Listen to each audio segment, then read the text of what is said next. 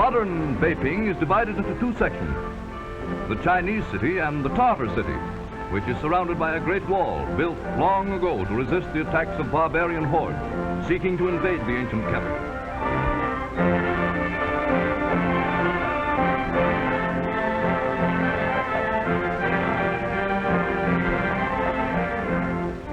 Within the Tartar city, and also surrounded by walls, is the Forbidden City, once the royal residence of the Manchu dynasty.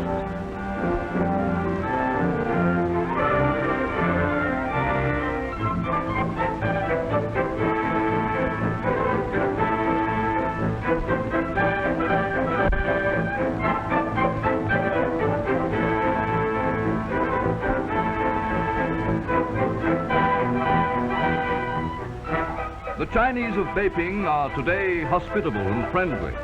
Their ancient animosity to Westerners has disappeared.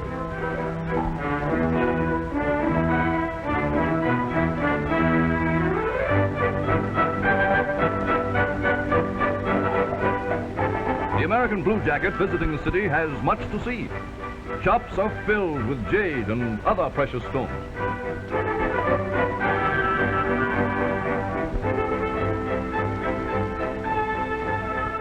On every corner is a native letter writer, anxious to perform the service of social secretary for a moderate fee.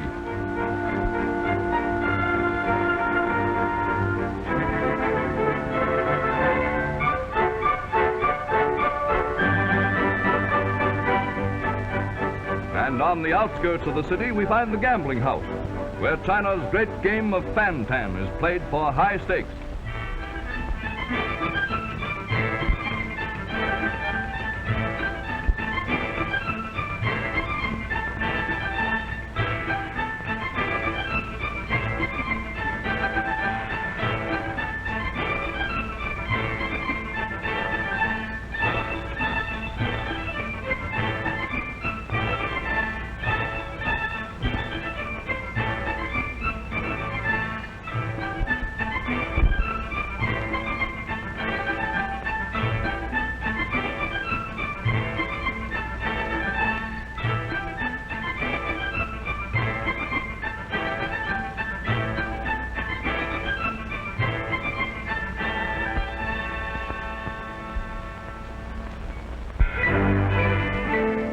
Beijing is truly the city of pagodas and temples.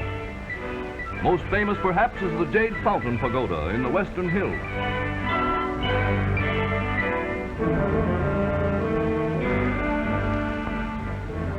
The Temple of Heaven, another magnificent edifice where, with much pomp and ceremony, the emperors went to worship.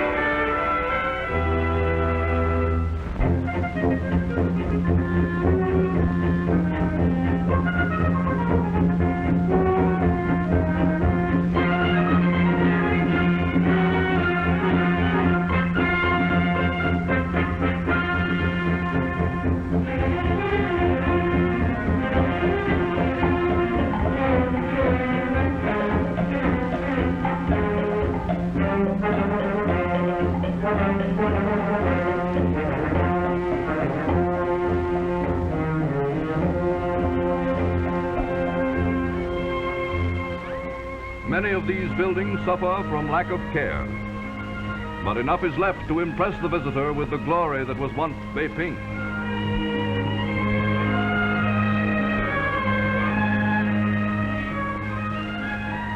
Some distance outside the city walls are the Ming tombs, the burial place of the old royal families. approached through an avenue lined with images of mandarins, camels, lions, horses, and elephants.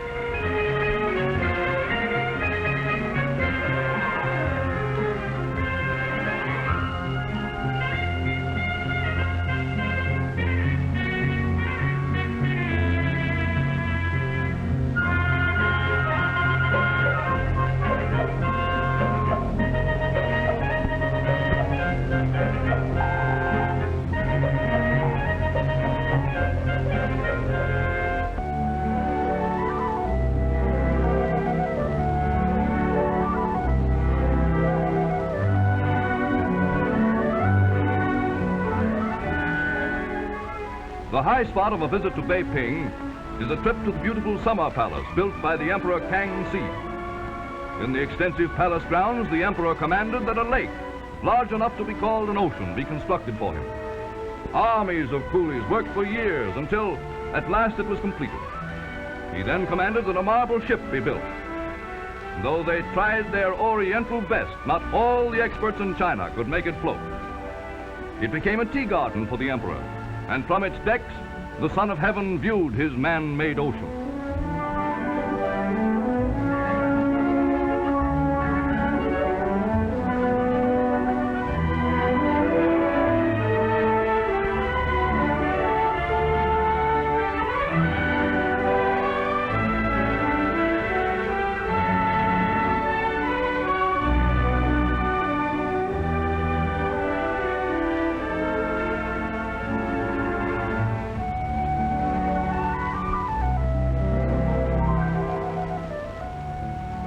The ancient Manchus are gone, and the summer palace, once sacred to all save those of royal blood, is open to the public.